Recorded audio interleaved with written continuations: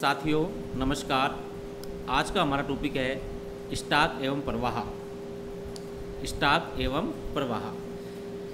अब सबसे पहले हम बात करेंगे कि स्टॉक एवं प्रवाह किसे कहते हैं। सबसे पहले हम बात करते हैं स्टॉक की।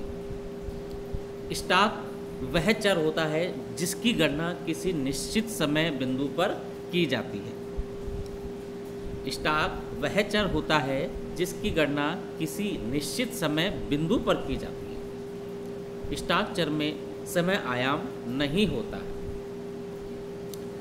प्रवाह वह चर होता है जिसकी गणना किसी समय अवधि के लिए की जाती है। प्रवाह वह चर होता है जिसकी गणना किसी समय अवधि के लिए की जाती है। प्रवाह चर में समय आयाम होता है।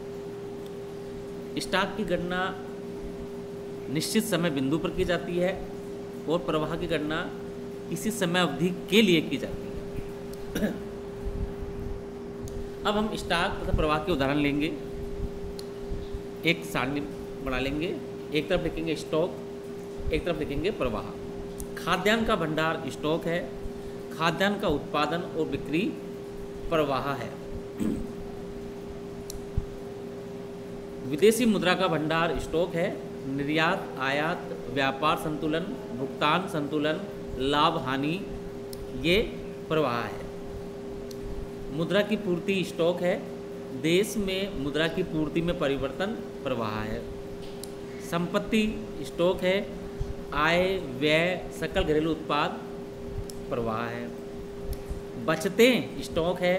बचत, उपभोग प्रवाह है। सरकारी ऋण स्टॉक है। सरकारी व्यय, कर आगम, सरकारी घाटा, मूल्यह्रास यह है प्रवाह है। एक बार दोबारा देखेंगे। सरकारी ऋण स्टॉक है। सरकारी व्यय, कर आगम, सरकारी घाटा, मूल्यह्रास ये प्रवाह है। पूंजी स्टॉक है।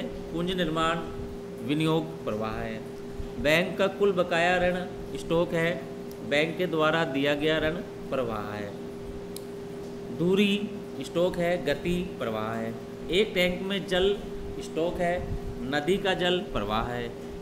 मुद्रा का परिमाण, मात्रा स्टॉक है। मुद्रा का व्यय प्रवाह है। देश में रोजगार युक्त व्यक्तियों की संख्या स्टॉक है। सेवा से निवृत्त कर्मचारियों की संख्या प्रवाह है। अब तक पाए गए खो संसाधन स्टॉक है। समुद्र के गर्भ में तेल निकलना प्रवाह है। मजदूरी वेतन प्रवाह है। अब हम बात करते हैं स्टॉक में परिवर्तन हमेशा प्रवाह के द्वारा होता है। एक बार दोबारा देखेंगे। स्टॉक में परिवर्तन हमेशा प्रवाह के द्वारा होता है। उदाहरण के लिए पूंजी स्टॉक में वृद्धि विनियोग के द्वारा होती है। संपत्ति में वृद्धि बचत के द्वारा होती है। कुछ चर न स्टॉक होते हैं न ही प्रवाह होते हैं, वरन वे इन दोनों का अनुपात होते हैं। कुछ चर न स्टॉक होते हैं न ही प्रवाह होते हैं, वरन वे इन दोनों के अनुपात होते हैं। प्रवाहों का अनुपात, इसमें समय तत्व नहीं होगा। बचत की दर, बचत बटा राष्ट्रीय आय इंटू 100। बचत की दर, बचत बटा राष्ट्रीय आय इंटू 100। कीमत, मुद्रा का प्रवाह अपोन वस्तु का प्रवाह। कीमत, मुद्रा का प्रवाह अपोन वस्तु का प्रवाह। औसत उपभोग प्रवृत्ति एपीसी, उपभोग बटा आय। औसत उपभोग प्रवृत्ति उपभोग बटा आय। विद्युत की चोरी की दर, विद्युत की चोरी बटा विद्युत का उत्पादन इंटू 100। विद्युत की चोरी की दर बराबर विद्युत की चोरी बटा विद्युत का उत्पादन इंटू 100। स्टॉकों का अनुपात, इसमें समय तत्व समाहित नहीं होता। तरलता की दर, तरल परिसंपत्ति अपोन कुल परिसंपत्ति इंटू 100। तरलता की दर, तरल परिसंपत्ति बटा कुल परिसंपत्ति इंटू 100। स्वर्ण भंडार का अनुपात, स्वर्ण का भंडार अपोन विदेशी मुद्रा का भंडार इंटू 100। स्वर्ण भंडार का अनुपात, स्वर्ण का भंडार अपोन विदेशी मुद्रा का भंडार इंटू 100। स्टॉक में प्रवाह का अनुपात, मुद्रा का आय चलन वेग, आय अपोन मुद्रा की पूर्ति। मुद्रा का आय चलन वेग, आय बटा मुद्रा की पूर्ति। मुद्रा का लेन देन चलन वेग, कुल लेन देन अपोन मुद्रा की पूर्ति। मुद्रा का लेन देन चलन वेग, कुल लेन देन अपोन मुद्रा की पूर्ति। ब्याज की दर बराबर ब्याज का भुगतान अपोन कुल बकाया ऋण इंटू 100।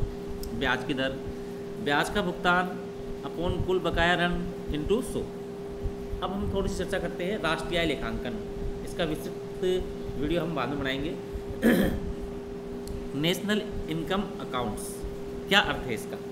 राष्ट्रीय आय लेखांकन व्यवस्थित सांख्यिकीय सारणियों के उस समूह को कहते हैं जो अर्थव्यवस्था के विभिन्न क्षेत्रों यथा कृषि, उद्योग, परिवहन, व्यापार, बैंकिंग आदि में उत्पादित अंतिम वस्तुओं के मूल्य, राष्ट्रीय आय के विभिन्न वर्गों में वितरण तथा अर्थव्यवस्था के अंतिम व्यय को दर्शाता है। एक बार दोबारा देखेंगे। राष्ट्रीय आय लेखांकन व्यवस्थित सांख्यिकीय सारणियों के उस समूह को कहते हैं जो अर्थव्यवस्था के विभिन्न क्षेत्रों यथा कृषि, उद्योग, परिवहन, व्यापार, बैंकिंग आदि में उत्पादित अंतिम वस्तुओं के मूल्य, राष्ट्रीय आय के विभिन्न वर्गों में वितरण तथा अर्थव्यवस्था के अंतिम व्यय को दर्शाता है। धन्यवाद साथियों।